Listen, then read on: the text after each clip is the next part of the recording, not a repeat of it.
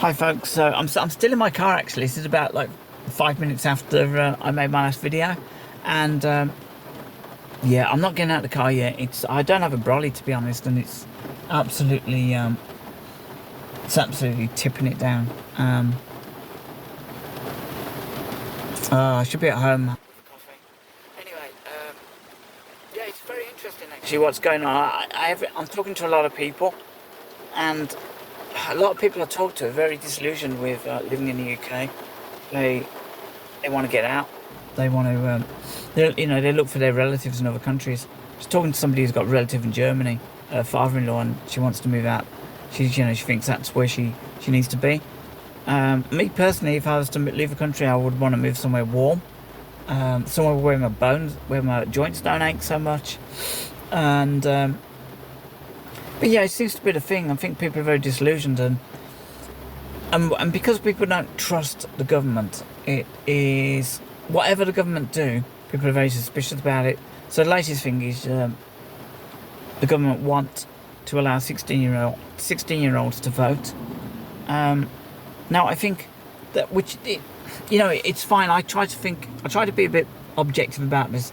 So I know a lot of like people in their 40s, maybe their 50s, who don't really kind of follow politics. They know really about it, not very engaged with political thing. A lot of them don't even vote, to be honest.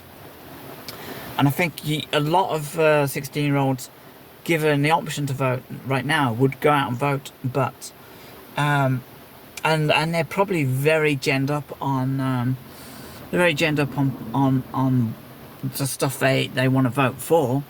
My only problem is that we all know how ideological the education is in schools at the moment. And obviously being trans, I've heard a lot of things about this trans ideology that's been pushed on children, and I don't agree. I 100% don't agree with that. As a kid, as a young boy, I had a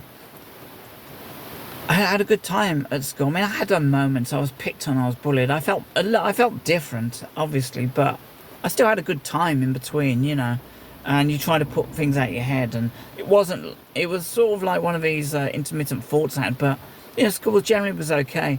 Back when I was at school as well, it wasn't. We didn't have ideologies pushed upon us, and I would probably say actually that the teachers were, in my opinion, a lot of our teachers were ex-forces and stuff like that. So probably more right wing than left wing. Made a few of them a little bit sort of sadistic, and it was kind of like, when I watched Scum, I thought, bloody hell, a few of the warders in Scum dressed like our school teachers. But I honestly believe that, now it's very ideological. I remember the Greta Thunberg environmental sort of climate protests, and I remember one school taking their kids out to a protest outside somewhere, and I thought, well, that was good, but would they do the same for a different cause that was more like that was less environmental, maybe more right wing, and then there's a story just recently of a girl who was I don't know whether she was segregated from the rest of the classroom for wearing a Union Jack dress, and I thought that was disgusting. So if a girl is segregated from the rest of the class for wearing a Union Jack dress to commemorate or to celebrate, being British, then I do kind of wonder, if 16-year-olds are allowed to vote, how indoctrinated they will be. And I really don't want to sort of sound disrespectful. I know a lot of 16-year-olds who are really, really tuned in. But there will be some who would just kind of follow the sheep. And if a teacher's really, really good at influencing, and because they should be good at influencing children to education. So it is a skill to influence people, and if they're like that, then it might influence children, politically. I don't think they'd be 100% objective about it, because if you're dragging your children out to a climate protest, then school children out to climate protest, and you're excluding a child for wearing a Union Jack dress, then then maybe you are a little bit more subjective about your beliefs, and that's what you want your children to, follow as well, because you believe it's good, and so you might sort of like that might come out, and it's a little bit like the BBC, when I've watched the BBC in past, and I still pay my license fee. Anyone who sort of sees this and thinks bloody hell, idiot. I still watch some stuff on the BBC. I tune in for the weather. I watch other stuff. I watch sports, but obviously I'm very, very aware of things that appear to be a little bit biased and a little bit sort of left wing, and I kind of imagine that's like what schools are like. I watched a series called Years and Years where, and they had, I think it was about 6 episodes to it or something, and they actually had one episode where Donald Trump was bombing an island with about 30,000 people on, and I thought that was just absolutely bloody disgusting, because ultimately I think around about that time he was actually trying to broker peace in North Korea between the North and South Koreans, and yet the BBC just took his persona and they said, well, we don't like him, so we're going to write him into this. And also you've got the BBC Gaza thing. I'm not an expert on the history of that area, Judea and stuff like that, and Israel, but it's kind of clearly that if you do a documentary on Gaza and you use like people that are related to Hamas to create that documentary, then clearly that's biased. And I just kind of think that maybe there'll be people at school who also buy into this, and they will indoctrinate their children. The ideologies are strong. But then I hopefully children, and I say children, 16-year-olds are children, they will be, if they do get the vote, then they'll be adult enough to listen to multiple sources to make their mind about who they vote, because it's important. The other thing is, and this is like maybe a bit sarcastic, but not sarcastic, maybe cynical. I think that if you give kids a vote and they, all the school children of 16 years old go out and vote, and and then it is their responsibility then, if they vote in someone like Corbyn's new party, then or someone who then basically goes back on their word, then that in itself is an education to learn to become a little bit cynical about politics, which most of us probably become in our 30s, I'm guessing. In your 20s, if you vote, you're not really kind of, oh right, okay, so got him, oh well, that's too bad. It's like your team losing a football match. But I think in your 30s you begin to feel it, and also you can sort of see in your 30s and 40s you're kind of, you're more into the working environment, so you sort of see the effects of it on you directly, whereas school children of 16 years old, they won't directly see the effects on them, but they might do if it's like, if the effects are damaging to education or damaging to prospects of work and stuff like that, possibly. I don't know, it's and of course a 16-year-old can't be identified. I believe it's the case that a 16-year-old can't be identified if they commit a heinous crime. It's they can't be identified by the press. So it's kind of, but they can vote, so it can affect the the direction of a country, but they can't be identified if they murder someone, for example. So I think there's a lot of anomalies with this that haven't been thought about. Do I think that the Labour Party want this for selfish reasons or altruistic reasons? I think they'll tell you that objectively. They'll say they're being objective about the power of kids having a role in shaping their future. Ultimately, I think they want to kind of garner votes from these kids. Because they know they're going to get absolutely... At the moment, I think they will get comprehensively beaten by another party in the next general election. I think... and I have to be honest, I don't see it being reform. A lot of people probably vote for reform, but I think they'll come second best. I think they'll come second place in a lot of polling stations. That's just my feeling. I think maybe the Liberals will come through. Maybe the Greens will come through.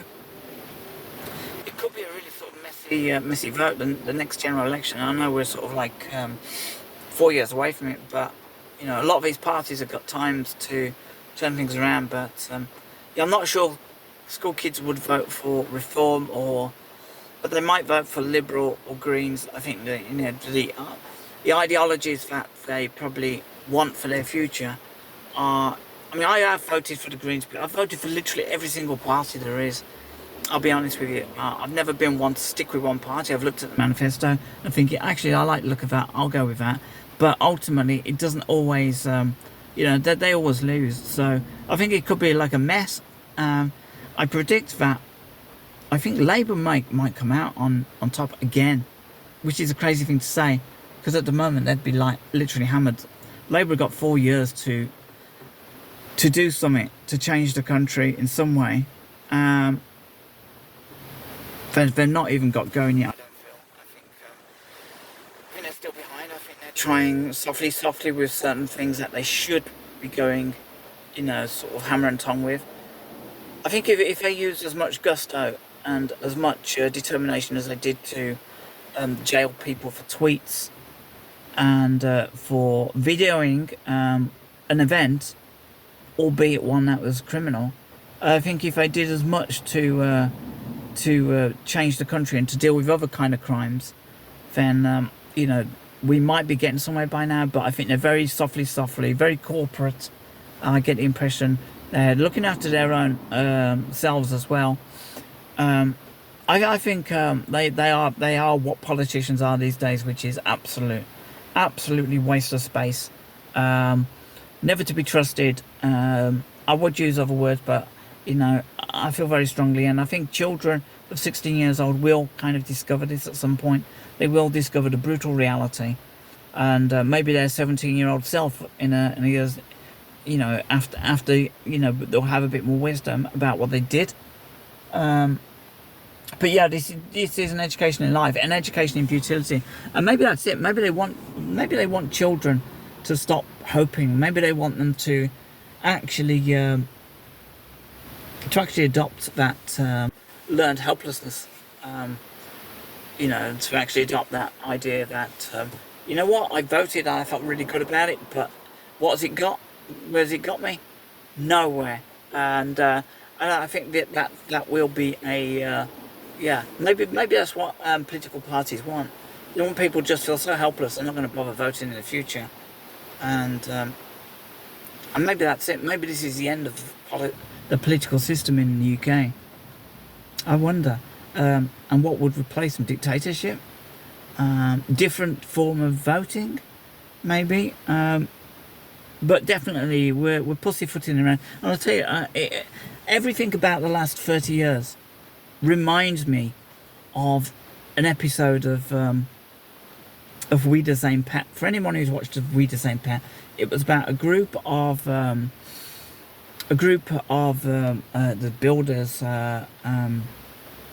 in the construction trade, and they go to work in Germany, set in 1984, and because they get there late, they end up having to live in a hut on the site, and you know, it's generally about their experiences of working on this site, and their view about Germans. But there is one episode where they're having a vote on what colour to paint the hut, and I think this is endemic of the country we live in now.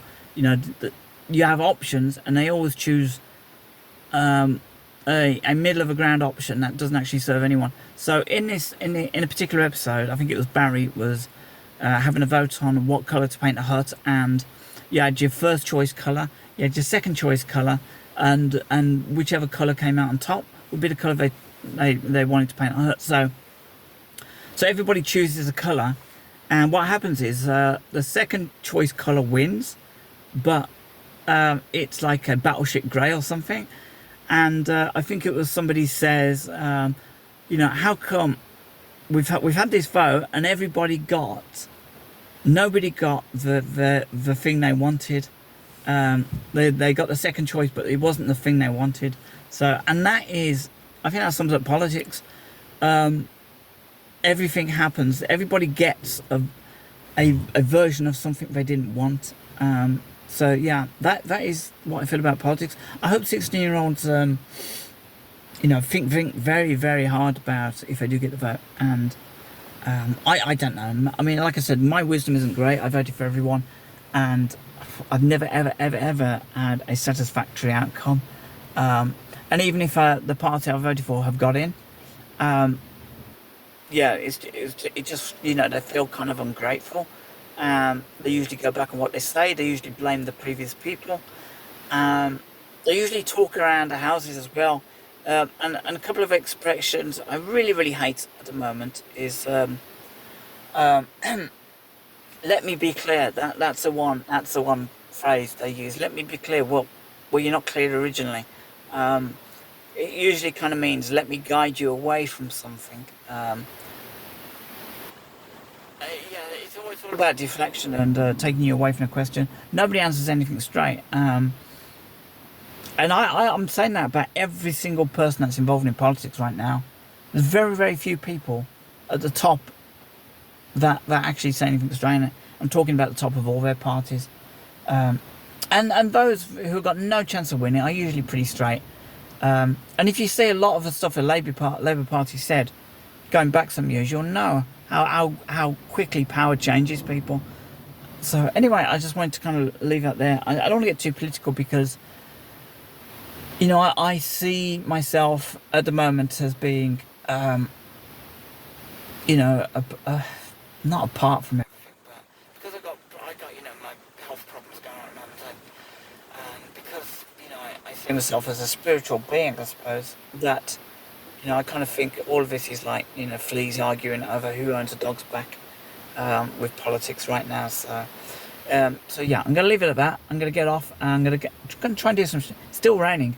I'm gonna try and do some shopping. So just take care of yourselves and. Yeah, just try and not watch the news. I haven't watched it for a little while. I get the bare bones of it, what's going on, so I can keep abreast. But yeah, it doesn't do you any good. A bit of Sunny Bunnies in the morning for me, that'll do me.